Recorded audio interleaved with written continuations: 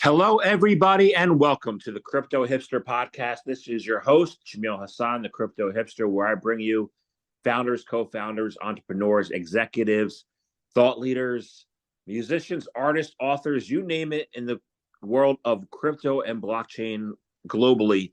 And today I have an amazing guest. She is the product marketing lead IBC Go at the Interchain Foundation. Her name is Mary McGilvray. Uh, Mary, welcome. Thank you so much, Jamil. I'm glad to be here today. I'm happy you're here. Thank you for joining us. And Okay, let's kick things off. And I'll ask you the first question. Is what is your background, and is it a logical background for what you're doing now? So in order to answer this question, let me tell you a little bit about the interoperability protocol that I work for, which is called IBC. IBC is the Inter-Blockchain Communication Protocol. And basically, we are a language that blockchains can use to talk to one another. IBC, we actually connect over 100 chains, or 100 chains talk to each other using IBC protocol, I should say. And we have over 5 million token transfers per month, and we're currently at about $1.7 billion in monthly transfer volume for our top 66% of chains. And my background and how I came to be working at IBC is that I have a background in corporate strategy and brand marketing. And then from there, I started working in DeFi and crypto and about 3 years ago. And then from there, I started working professionally in the Cosmos ecosystem, and I ran product marketing at a couple of different layer ones in the Cosmos ecosystem. And then a few months ago, I was tapped to lead product marketing for the Interchain Foundation, which is the foundation that basically funds all the development of the tech within Cosmos, of which IBC is a key part. So that's my background. That's how I came to be working at IBC, and that's how I'm talking to you today. Awesome. So Landslide, right? What is Landslide and the inter-blockchain IBC communication all about, and what makes it unique? So that's a good question. So I talked to you a little bit about IBC is and what it does, and like basically the thing with IBC is we're the largest interoperability protocol like you've never heard of, right? People hear IBC and they think of, oh, it's that Cosmos thing. They think of like, oh, it's Cosmos Hub. It has something to do with Atom. It has something to do with osmosis or maybe injective, But IBC is actually, as I said before, it's a protocol. It's a way for blockchains to talk to each other. And currently that's mostly blockchains within the Cosmos ecosystem. But one of the core goals of IBC is to expand to other ecosystems. And within that, the team at Landslide, which is basically an incredible team within the Interchain ecosystem, they have built a connector to connect IBC to the Avalanche ecosystem, which means that users within Avalanche can now actually access and use chains within the Interchain ecosystem like Cosmos Hub, Osmosis, Injective, Celestia, via their connector to Avalanche without having to leave Avalanche. Got it. I'm beginning to see how all these are interconnected. I'm going to add this question as a follow-up because I don't know the extent of how big a deal this is, but I saw it this morning. There was news that Atom was going to split, like Atom and Atom 1.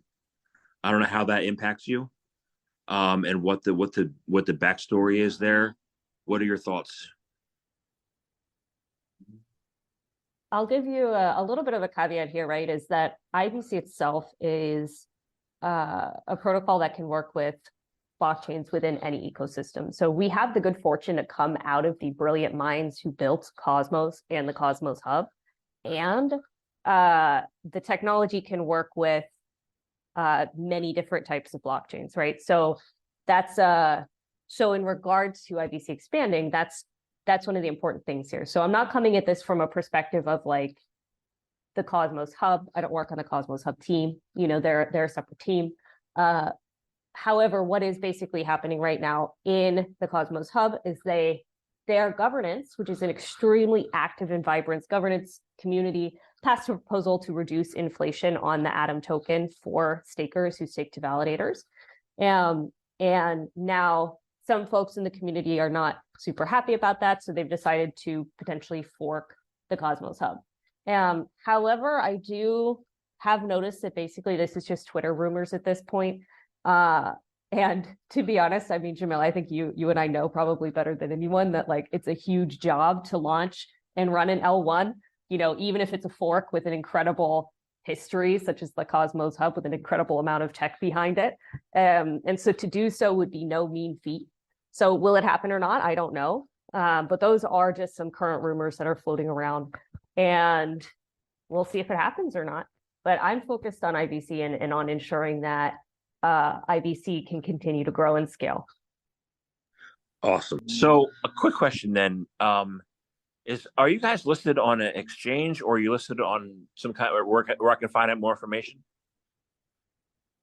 I would say best place to find info about us is our website, ibcprotocol.dev. However, since we are an interoperability protocol, we actually run enough volume per month that if we were listed on DeFi Llama under their bridges section, we would be the largest bridge by 30-day volume. Currently in ZK Sync era at about 1 billion, and we're at almost 2 billion per month. So we're double the largest bridge. And you're not getting hacked because you're built correctly. Well, I wouldn't say the other guys aren't built correctly. They're just built differently. But that is correct that the core IBC protocol itself has not ever had an exploit.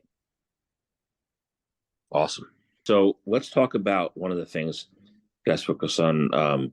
So cross-chain bridging remains an area in DeFi that has been exploited and is susceptible to hackers, right? So what remains some of those areas of exploitability, and how can IBC Connective Tissue help solve some of the problem areas? So that's a good question, right? Like when it's kind of funny, Jamil, because when I talk about IBC to a crowd, I always ask them, I'm always like, raise your hand if you've ever lost money in a bridge hack.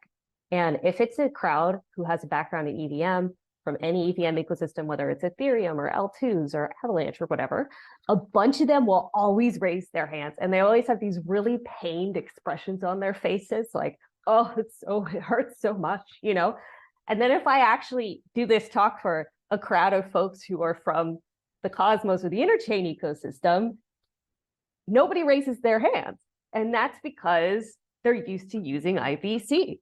And the difference between IBC and a standard bridge is with most bridges, what you have is you have a third party. And basically what that third party is doing is they're verifying that the transaction is real. And then quite often they're doing something like minting a token, or maybe they're storing tokens in a multi-sig, or if they're a bridge validator set, it's an independent set of validators. They're actually validating that the transaction took place, right? But basically they're a third party, and they might be an independent third party. Maybe they're voted in by governance, or it's just somebody who's hired to do that. Most third-party bridges are like that. They're like a third-party provider, but there's basically somebody else there. And so like, Jamil, the way I think of it is, if I just met you up on the street and I handed you $100 and I was like, hold this $100 for me, and then in 2 hours, I'm going to come back and take it from you. Like, what are the chances of that actually happening? Like basically none, right? Right. Yeah. And then we're like, oh my God, it got hacked. It's like, yeah, it got hacked. I mean, because there's just a big incentive, right, for people to exploit and to, hack these bridges in a bunch of different ways, or for bad actors to actually insert themselves into these systems and find a way to extract value from them. But IBC is a little different in how we are actually very different in how the protocol approaches interoperability. Basically, what it does is in IBC, there's no third party in between. So the two chains that want to exchange data are actually talking directly to each other. And they're doing it through light client-based interoperability, where they're basically independently verifying each other's transactions, but on their own. So there's nobody sitting in between telling them, yes, this happened, or no, this didn't happen. They're actually able to do that on their own. And as such, there's nobody in between who's actually controlling any sort of pool or a multi-sig or controlling the transaction verification or anything like that, which removes that exploit vector. So that is basically why when I'm doing these talks, nobody who has an Interchain background is ever raising their hand. It's because there's no third-party trust assumptions, so there's no third party to target for these exploits. And so ultimately, like IBC's approach to security has so far, thankfully, been exploit-free on our core reference implementation, IBC Go. Got it. So you have a couple things. You have a Go relayer, right? And you do interchain tests, right? And those two things advance interoperability of blockchains. Like how if that was adopted across the industry, how could that benefit the industry? So those two things you just listed are actually part of like a much bigger set of technology that people who build with IBC can use. And if you or any of your listeners head to our website, ibcprotocol.dev, and go to the page that says technical resource catalog, you can actually see all the different tools and middleware and applications that developers can use to build their own basically systems and workflows with IBC.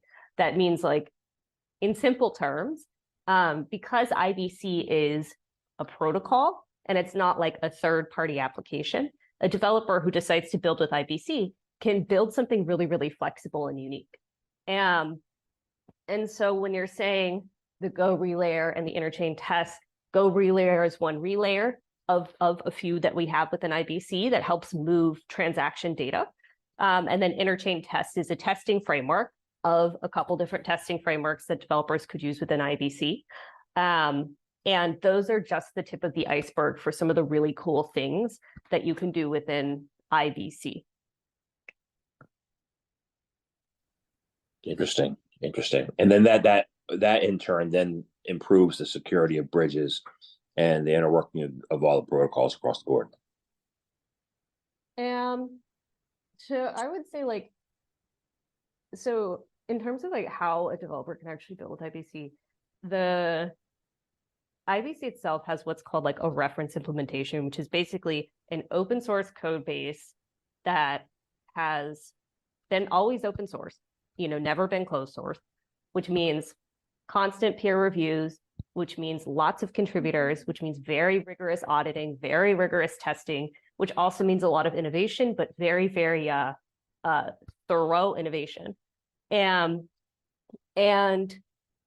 because it has this open source code base, it also has developers coming in and improving upon it all the time. And so that means they're doing things like making it more secure, or inventing a new application for it, or saying, hey, I'm a developer and I work on this chain, and I really need a way to figure out how to change transaction throughput with IBC, or I need a way to route packets across multiple chains to make the experience for my regular people using my chain way better. And then they'll just build it. And then they'll build it, and then the global community of developers will actually take a look at it and maybe play around with it, maybe use it on their chain. And then what we have is basically we have this really rich ecosystem of applications and utilities and testing frameworks and all sorts of things that developers can pick and choose from when they build with IBC. And so one of the end benefits of this is like potentially increase security, just because so many different developers are able to look at the code and suggest changes to it and flag things such as, potential security vulnerabilities. Other benefits of it are that we have a lot of like really cool features and things that you can do. that a lot of protocols don't have. So, and one of those things that I think is really neat is the ability for one chain to control an account on another chain, which basically allows an average person to go on their favorite blockchain and do a whole bunch of cross-chain actions without ever actually needing to like even change the website that they're on, you know? And that in itself, just the fact that IBC offers so many more unique features to developers that allow them to do so many more, like in developer speak, we'd say complex workflows.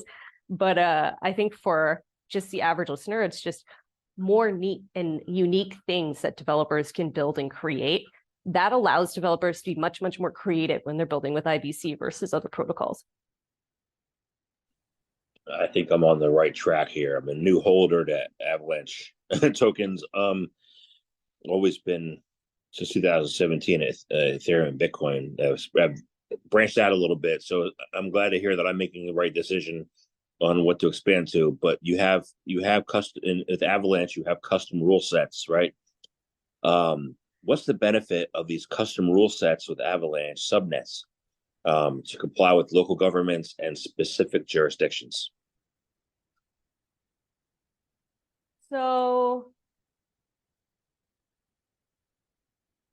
if we dial it back a little bit, IBC, the Inter-Blockchain Communication Protocol, right? Right now we are primarily an interchain thing. So I can talk to this question from an interchain perspective. Because while IBC now does connect to Avalanche, I would say we're not, we're an interchain first protocol for now. But to answer your question from the perspective of the interchain, right? Custom rule sets for a blockchain to comply with governments and jurisdictions could be quite valuable because it allows for basically more people to use blockchains potentially, right? Because if we have, you know, government A that says these blockchains can exist, but only if they follow these 5 rules, then somebody can actually build that blockchain and allow it to work. I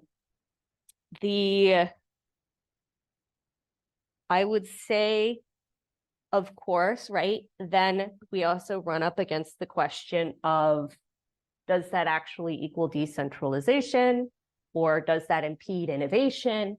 And it may, you know, that's all. There's always a trade-off to be made.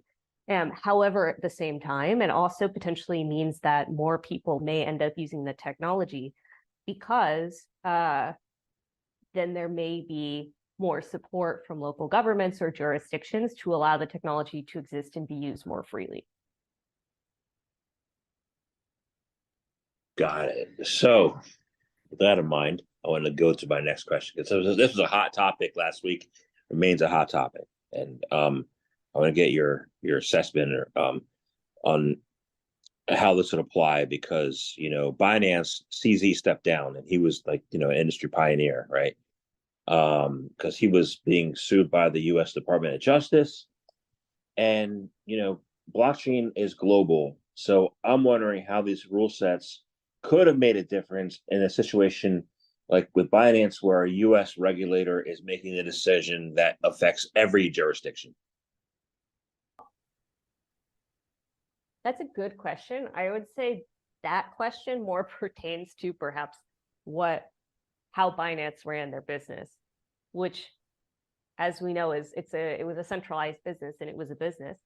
The U.S. Department of Justice was perhaps less focused on what BNB chain itself was doing, which is, you know, theoretically a decentralized blockchain, versus like what Binance, the centralized exchange, was doing.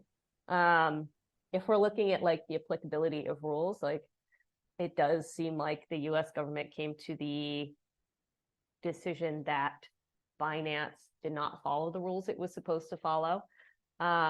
But in terms of, will this have impacts on our industry? Definitely.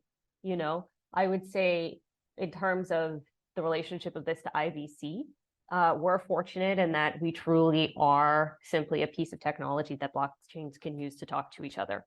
And we're a piece of technology that developers have a lot of fun building with, and we have a very large developer community. over 5,000 developers are building with IBC right now.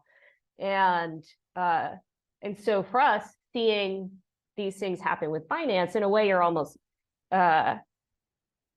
we're also hoping that it may actually propel things forward with more blockchains wanting to talk to each other, potentially to see like a shift in the industry. Maybe there will be some regulations that come out of that may actually allow more blockchain developers to have clarity about how to build things that are in compliance with the law. Personally, I don't know what will happen. However, from an IBC perspective, we're always focusing on how we can enable more communication between blockchains and also how we can improve the developer experience. I asked that also because we're building, I believe in crypto, we're building a truly decentralized industry and society, right? So how do you use that, your custom rule sets, your innovation, to address these government rule sets versus our technology rule sets to build that and achieve that decentralized versus non-decentralized, or decentralized society? Well, you need a language that people can use to talk to each other, right? And with a protocol like IBC, basically, we offer these building blocks that you can almost see as like the letters in an alphabet that blockchains can use to talk to each other.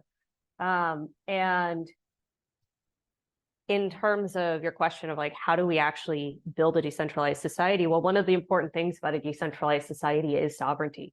And what that might mean is that governments might build permissioned blockchain systems, and some governments might build permissionless blockchain systems, and then individual startups might build permission systems or permissionless systems, or a community might build a system. And with a protocol like IBC, our end goal is that any of those organizations or people or companies or government entities could use IBC to talk to each other. Ultimately, we want to become the information superhighway for blockchains. Like, our goal is to allow any kind of application to communicate with another application that's on chain without the person who's using IBC actually knowing that they're even using IBC. Our goal is like, if we want it to be as easy as like you pick up your phone and you call your friend and actually the call is taking place over IBC, but you have no idea. And so from our perspective, perhaps that's how we achieve that balance, is by finding common points of communication and common points of understanding through speaking a similar language, which could perhaps be blockchain interoperability in our industry. You said something very interesting there, and I want to explore it a little bit. You said permissioned and permissionless, and usually I've seen it historically has been it's either on a permission blockchain where you don't want to share with anybody, or you're permissionless where you want to share with everybody, and there's been no in between. It's been like one or the other, right?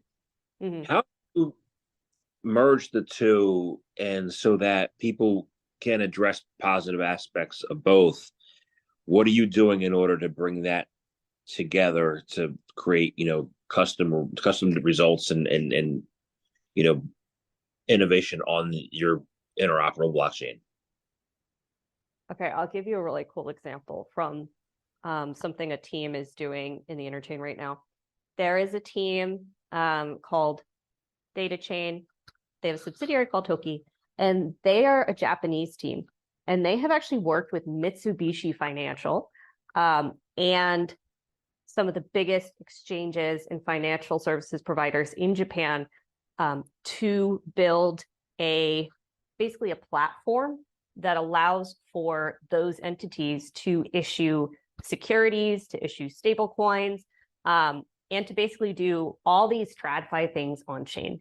And the interesting thing about this solution, which is called Frogmat, you can look it up, is that it's partially permissioned, but it connects to a permissionless. It aims to connect to basically permissionless blockchain ecosystems. And so the one segment of it is permissioned because that's the segment that these basically these big TradFi entities who have to apply with laws and regulations and, ensure a high level of security and this and that and KYCs and AML compliance and all these things that are very important for them. And so that's the permission system. But then through IBC, they're actually connecting their tokenized securities and their stable coins through this Progmat platform, which uses IBC to connect to ecosystems like ETH and like BNB chain. And so in this instance, right, like there's a permission system run by Mitsubishi Financial and some big exchanges in Japan, and it's using a platform with IBC inside of it to actually connect to permissionless systems. And so in this way, right, like ideally we build a decentralized world. However, we also have to, as I said before, kind of respect the sovereignty and the needs of different populations and different entities. And in some instances, we will have entities who do have to do things like apply with really strict laws, like TradFi companies, for example. Whether or not those laws are right, I mean, that's a whole other situation and conversation, but those laws exist, they have to comply with them. And in this case, IBC is kind of like the conduit for them to connect to these permissionless systems in the way that makes sense for them.